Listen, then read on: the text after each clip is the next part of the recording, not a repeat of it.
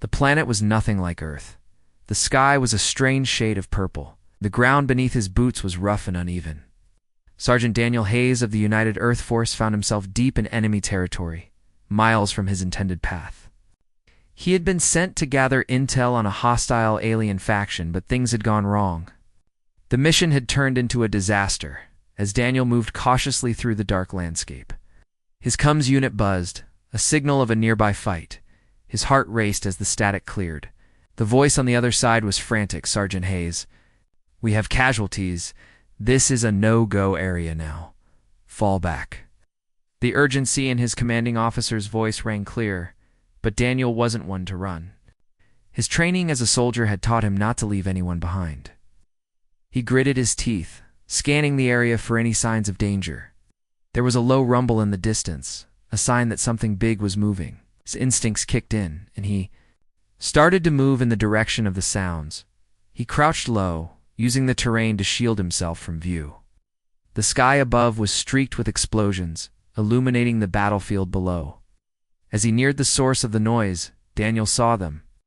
The alien warriors, fighting for their lives.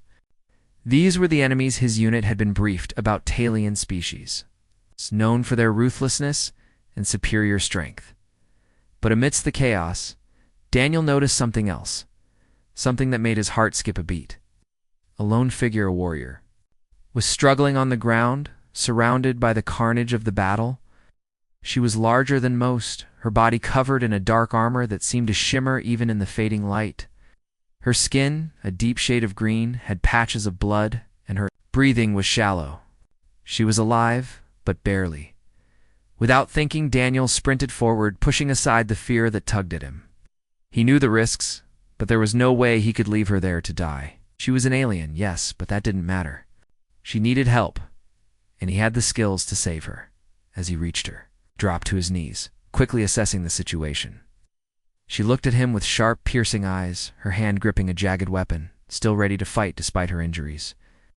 But the moment she saw his face, her expression changed. Her eyes narrowed in suspicion, but she didn't attack. Instead, she growled weakly. "Why?" she rasped. Daniel hesitated for a moment. She was alien, an enemy soldier, but the human part of him couldn't ignore the pain in her eyes. "I'm not here to fight," he said, keeping his voice calm. "I'm here to help."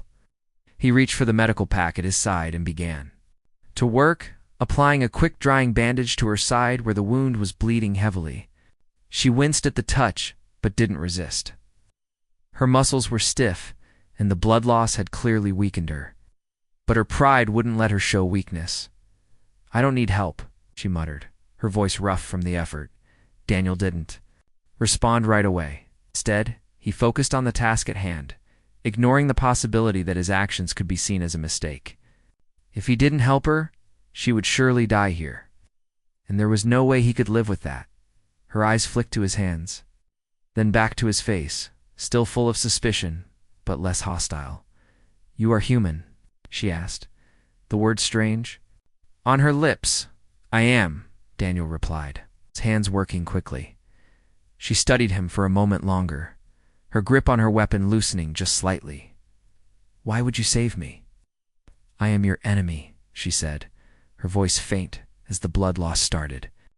To take its toll, Daniel didn't look up, focusing on stopping the bleeding. "Because it's the right thing to do. I don't care who you are. No one deserves to die like this." For a moment, there was silence between them. The sounds of the battle raged on in the distance, but for the first time in a long while, Daniel felt a calmness settle over him. It was strange to help someone he had been taught to fear, but in that moment, all he could see was a wounded person in need. The alien warrior's breathing grew more even as the pain medication Daniel had injected started to take effect. Her sharp gaze softened as she lay back against the ground. Her lips parted as though to speak, but nothing came out. Instead, she closed her eyes, a slight smile tugging at the corner of her mouth. "You saved me," she said quietly, her voice now filled with a strange mix of gratitude and disbelief. "Why?" Daniel finished bandaging her and stood up slowly, glancing around to ensure they weren't in immediate danger. "Like I said," he muttered, "it's the right thing to do." He extended a hand to help her up, but she looked at him strangely. She was a warrior, and her pride wouldn't allow her to accept help so easily. Yet after a moment, she took his hand, allowing him to pull her to her feet. As the battle raged on around them, the two stood together in silence. She was weak, but she was alive because of him. He could feel the weight of what he had just done, and he couldn't help but wonder what the consequences would be. The warrior didn't speak for a long while, but when she did, her voice was soft. "I owe you a debt, human. But there are things, traditions, my people will expect of you." Daniel frowned, unsure of what she meant. He had just saved her life, but he had no idea what that would cost him in return. "You don't owe me anything," he said firmly, though something deep inside him felt unsettled. But the alien warrior only smiled, her eyes gleaming with something more than just gratitude. It was something he didn't understand yet, but he would soon. The sun dipped below the horizon, casting long shadows across the alien landscape. The battle that had raged all day was finally over, but Daniel Hayes couldn't shake the feeling that something had changed. The alien warrior, who he had saved, was now sitting beside him. She was no longer the fierce fighter who had attacked him on sight. Instead, she was calm, quiet, and strangely enough, grateful. Her name, she had told him, was Rinka. She was a member of a warrior race called the Cathar, known for their physical strength and ruthless ways in combat. The Cathar didn't form alliances easily, and they certainly didn't show weakness. Yet here she was, sitting with him, her once proud posture now relaxed, and her injuries bandaged up. Rinka's deep green skin seemed to shimmer in the fading light, and her eyes, which had been full of hostility just hours before, now looked at him with something else, something softer. Daniel was used to facing danger. As a soldier, he had seen the worst the galaxy had to offer. But this was different. Helping an alien warrior, someone who was once his enemy, felt like something new, something he couldn't quite understand. He glanced over at her as she adjusted her armor. The silent night air, thick with unspoken thoughts. The silence between them wasn't uncomfortable, but it felt unfamiliar. Daniel had always been surrounded by his comrades, but now he found himself alone with an alien, someone who should have been his enemy. Yet he didn't feel the usual tension he expected. Instead, he felt a connection he couldn't explain. "Why did you save me?" Rinka's voice broke the silence. It was low, curious, and slightly hesitant. Daniel turned to face her fully, wondering if she was testing him. "I told you before," he said. "It's the right thing to do." Rinka didn't answer right away. She watched him for a moment, her intense gaze making him feel like she was trying to read his soul. "You could have left me. You could have saved your own life instead." "I don't leave people behind," Daniel replied simply. She studied him for another long moment, before looking away, her sharp eyes scanning the horizon. "I thought humans were all about survival, not kindness." Daniel shifted slightly, unsure of what to say. "We are, but we also help when we can. It's part of who we are." Rinka seemed to digest his words slowly, her brow furrowing slightly as she processed them. "Your species is strange," she muttered under her breath. "But maybe there's something more to you." Her words hung in the air, leaving Daniel to wonder what she meant. Was she just talking about him, or was she referring to humans in general? He couldn't be sure. The tone of her voice made him feel like she was genuinely trying to understand him. After a long pause, Rinka turned to him again, her expression more serious. "You saved me, and I owe you a debt. In my culture, must repay that debt. It is the way of the Cathar."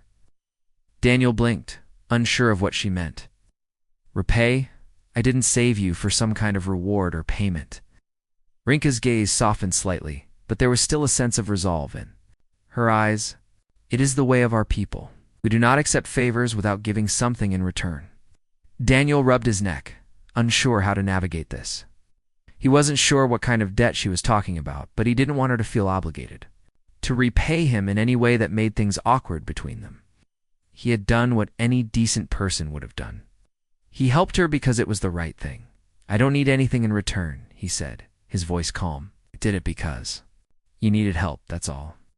Rinka seemed to study him carefully, her lips slightly parted, as though she was trying to make sense of his response. After a moment, she spoke again, but this time her voice was quieter, more thoughtful. "You are strange, human," she said, the words not unkind, but full of curiosity. "Your ways are not like ours. Your strength is not in your body, but in your heart. I have seen it. I have felt it."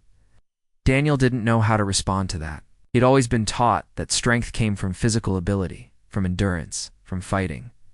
But Rinka's words made him think about strength in a different way. Maybe strength wasn't just about the body. Maybe it was about how far you were willing to go for others, how much you were willing to give. Rinka seemed to sense his confusion and gave him a small smile, one that softened the edges of her warrior's face. "Perhaps you will learn more in time. But for now, we must rest. Tomorrow, I will help you with your mission." Daniel nodded, grateful for her help. He had no idea what she had planned, but he knew she was someone he could trust. Or, at least he hoped he could. That night, they slept in silence. The strange landscape of the alien world stretching out before them. Daniel's mind kept drifting back to what Rinka had said about repaying debts, about strength coming from the heart. Was she truly just grateful for being saved? Or was there something more she wasn't saying? As the first light of dawn broke, across the horizon Daniel stood up, stretching his sore muscles. Rinka was already awake, her eyes sharp as ever, her warrior instincts alert to any danger. The sun bathed her in a golden light, and for a moment Daniel couldn't help but marvel. At the sight of her, she was no longer just the alien warrior he had helped. She was something more, something complex, something he couldn't fully understand yet, but something he was willing to try. Rinka turned to him then, her eyes locking with his. "Are you ready, human? We have a mission to complete." Daniel nodded, feeling the weight of the moment settle over him. This was no longer just about survival. It was about something deeper, something that was beginning to grow between him and the alien warrior beside him.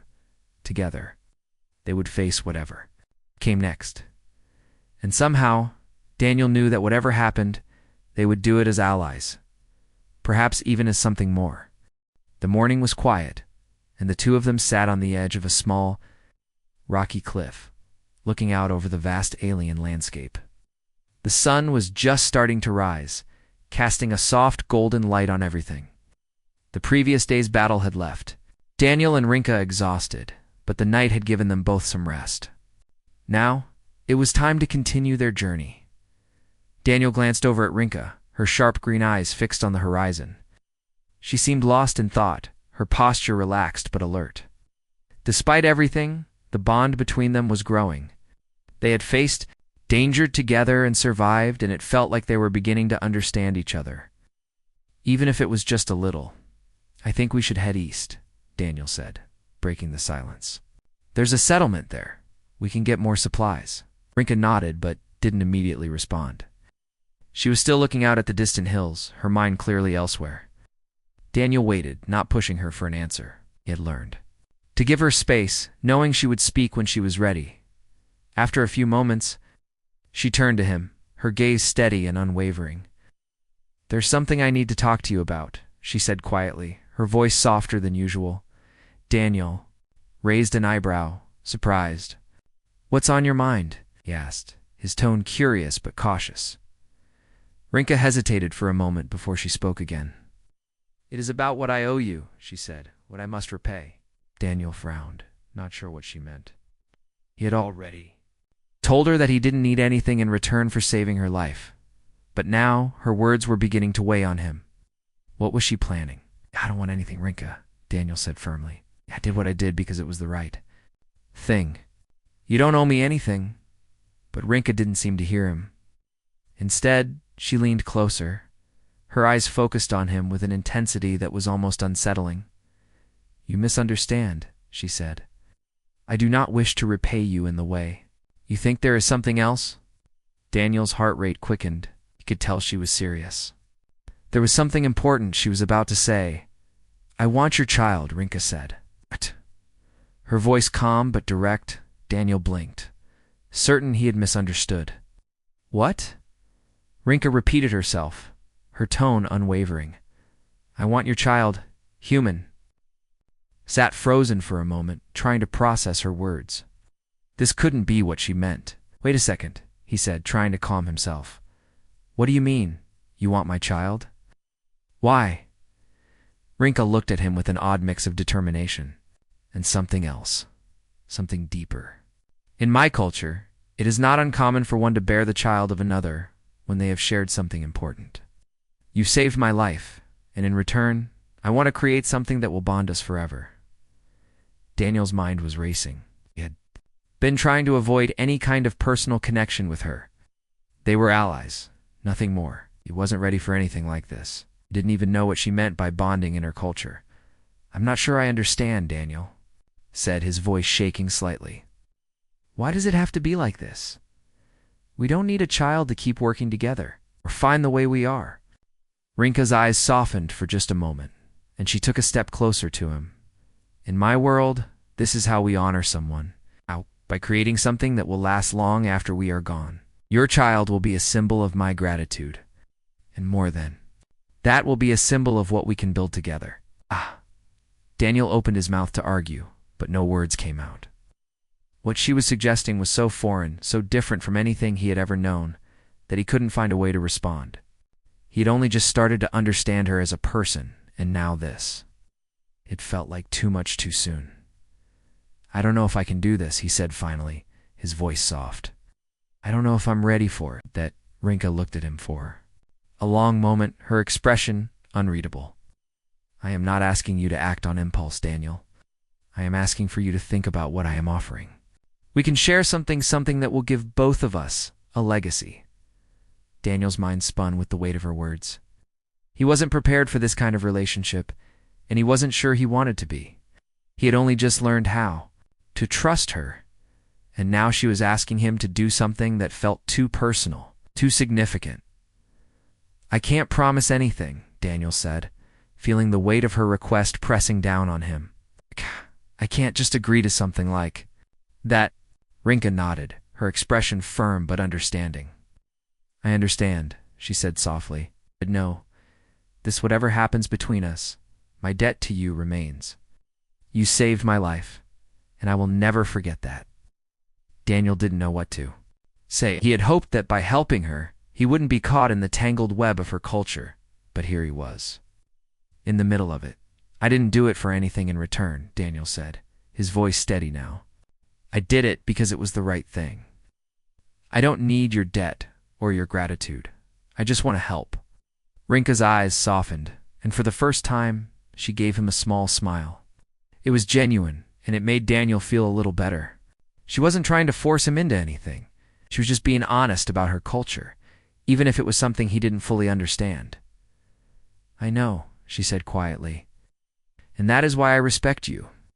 Daniel nodded, though he was still unsure of everything. He wasn't ready for this kind of bond, especially not with someone from another world. But as they stood there, facing the unknown together, Daniel couldn't deny the connection that had already started to form between them. It wasn't just about survival anymore. It was about something deeper, something neither of them could escape. We'll take it one step at a time, Daniel said, his voice calm but unsure. Rinka gave him a small nod, her eyes shining with something he couldn't quite read. Oh, one step at a time, she agreed. And for the first time, Daniel allowed himself to wonder if there might be more to this strange journey than he had ever imagined. The sun was high in the sky when they began their journey toward the settlement.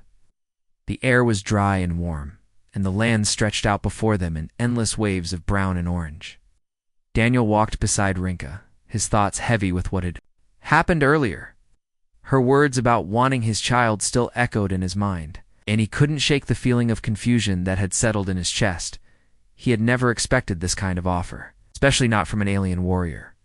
Rinka's culture was so different from his own. To her, it seemed perfectly normal to ask for something so personal, so meaningful. But for Daniel, it was a whole new world, a world he didn't understand. As they walked, Rinka didn't bring up the subject again, but Daniel could feel her presence beside him. She was strong, silent, and steady, like a mountain that wouldn't move. It made him wonder about her past, about the things she had seen and done. She wasn't just a warrior. There was so much more to her than that, and he felt a growing curiosity. To know her better, to understand her. Are you sure about this? Daniel asked, breaking the silence. About what you said yesterday. Rinka turned to look at him, her face serious. I am sure, she replied simply. Of my people. We honor those who have saved us, and we create something strong from that bond. Your child will be a symbol of that bond. Daniel felt a knot tighten in his stomach. It saved her life, but now she was asking for something far beyond what he had ever expected. He'd never considered having a child with someone he didn't know well. He'd never even imagined that this would be part of his mission. I don't know if I can do this, Daniel said, his voice strained.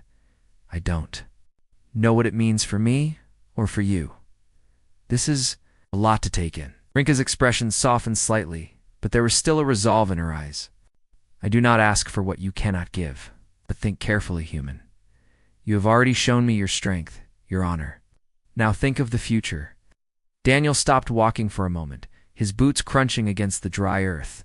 He turned to face her, his brow furrowed in thought. I didn't save you for anything in return. I didn't even think about what it might mean for me. I did it because it was the right thing to do. Rinka stepped closer, her gaze never leaving his. You did not think of reward, but I must think of it. It is how we are bound, how we honor life. Your actions have already created a bond between us, a bond that cannot be broken. Daniel exhaled slowly, running a hand through his short hair. He was torn. He had never been in a situation like this before. It wasn't just about survival anymore. It was about something far deeper, something he wasn't ready for. I don't know what this means for us, Daniel said, his voice quiet. I'm just one human soldier. I don't know what your culture expects. I don't know if I can give you what you're asking for. Rinka stood silently for a moment, studying him. I do not ask for your complete understanding. I ask for a chance to build something from the connection we share. That is all. Daniel felt the weight of her words. It was hard to ignore the part of him that was drawn to her, that was beginning to understand her. There was something about Rinkas, something genuine that made him want to know her better. But at the same time, he was still unsure. A child. He wasn't ready for that. Not in this situation. Not with someone he barely knew. Can we just take things slow? Daniel asked. I'm not sure I'm ready for all of this, but maybe we can figure it out together. Step by step. Rinka's eyes softened, and for a moment she looked almost human vulnerable, unsure. That is all I ask. We take it slow. One step at a time. Daniel nodded, feeling a sense of relief wash over him. Maybe he didn't have to make a decision right away. Maybe for now they could just keep moving forward, figuring things out as they went. He wasn't sure where this would lead, but for the first time since Rinka had saved him, felt like he had some control over the situation. Can do that, Daniel said, a small smile tugging at the corner of his lips. We can take it slow. Rinka gave him a small nod, and for the first time, she looked at him with something that wasn't just gratitude. It was respect, something deeper than the warrior's code she had followed for so long. It was a silent understanding that they were both stepping into the unknown together. The rest of the day passed quietly. They traveled through the barren land, the sun beating down on them as they walked. Neither of them spoke much, but there was an unspoken bond between them now. Daniel wasn't sure what it meant yet, but he felt it in the way Rinka moved beside him, in the way they shared the silence. By the time the settlement came into view, the weight of the conversation still hung between them. Daniel knew that there was no going back now. The bond between them had been formed, and it would only grow stronger from here. But for the first time since he had met Rinka, he wasn't scared of what might happen next. They would face it together no matter what. Rinka turned to him as they approached the settlement. We will find what we need here, she said, but the journey ahead will be more difficult than you think. Be ready. Daniel nodded, the familiar soldier in him taking over. He had faced danger before, and he would face it again. But now, it wasn't just about survival. It was about the future. And whatever that future looked like, Daniel knew one thing for sure: it would be a journey he would take with Rinka, and that, for better or worse, was something he was ready for. The settlement was smaller than Daniel had expected, nestled in a valley surrounded by tall, jagged mountains. The buildings were simple, made from the same rough materials as the land. And the people who lived there looked worn, tired, but strong. There was a sense of quiet survival in the air. This was a place where people had learned to endure, no matter the odds. Daniel and Rinka walked into the settlement together, and though the people looked at them with interest, no one made a move. They were used to strangers passing through. However, the way the villagers looked at Rinka told Daniel something important. She was not like the others. Her green skin, her tall, muscular frame, and her warrior's armor set her apart. She was different, and they knew it. Rinka's eyes scanned the settlement as they walked, her posture stiff but alert. Daniel could tell she was watching for something, waiting for a sign. He didn't know what she was expecting, but he trusted. Her judgment? "We should find the supply store first," Daniel said, trying to focus on the task at hand.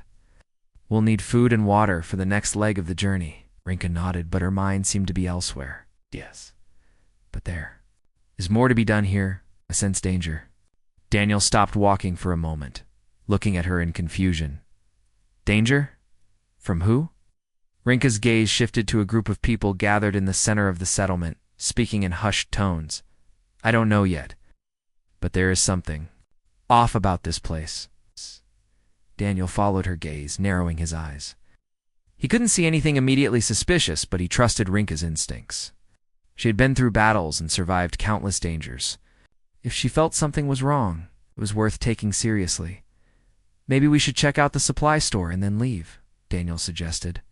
"If something's going on, we don't want to get caught in the middle of it." Rinka gave a small nod, and they continued toward the store. It was a small building at the edge of the settlement, with a sign that read, "Supplies and Trade." As they entered, the air inside was cooler, and the scent of dried herbs and metal filled their noses. The store was sparsely stocked, but there were enough supplies to last them for a while. Daniel grabbed some water and a few energy bars from the shelves. But his mind kept drifting back to the uneasy feeling that had settled in his chest. It wasn't just Rinka's warning. He could sense it too. The people here were hiding something, and he wasn't sure if it was a secret or a threat. Either way, he didn't want to stay too long. Just as he was about to pay for the supplies, a man entered the store. He was tall and broad-shouldered, with dark eyes that scanned the room quickly. He wore the same rough clothes as the others, but there was something in his posture that set him apart. He didn't look like someone who just wanted to buy supplies. "Are you the one who saved her?" the man asked, his voice low and steady as he looked at Daniel. His eyes flickered to Rinka, who stood silently beside him. Daniel felt his muscles tense. He wasn't sure how to answer. "I didn't save anyone for recognition," Daniel replied, trying to stay calm. "But yes, I helped her." The man stepped closer, his gaze never leaving Daniel's face. "She is a warrior, and warriors do not need saving. But you, human, you are not like the others." Daniel frowned, unsure of what the man was implying. "I'm just a soldier." "I don't know what you mean." The man didn't respond right away. Instead, he studied Daniel as though weighing him. "It doesn't matter. There are things happening in this settlement that you do not understand. Your presence here is ... problematic." Rinka stepped forward, her posture straight and her eyes narrowed. "What do you mean?" she asked, her voice cold. The man's lips curled into a tight smile. "You'll find out soon enough. There are people who do not want you here, and they will make sure you leave, or you'll face the consequences." Daniel felt the tension in the air thickening. He could feel it in the way the man spoke, in the way the other villagers were now watching them. This wasn't a simple trade stop. Something was brewing beneath the surface, something that threatened to explode. "We're just passing through," Daniel said, trying to keep his voice steady. "We don't want trouble. We just need supplies." The man's smile faded, replaced by a look of warning. "You'll find that not all who come here leave. Not all enemies are visible." Without another word, the man turned and walked out of the store, leaving a heavy silence behind him.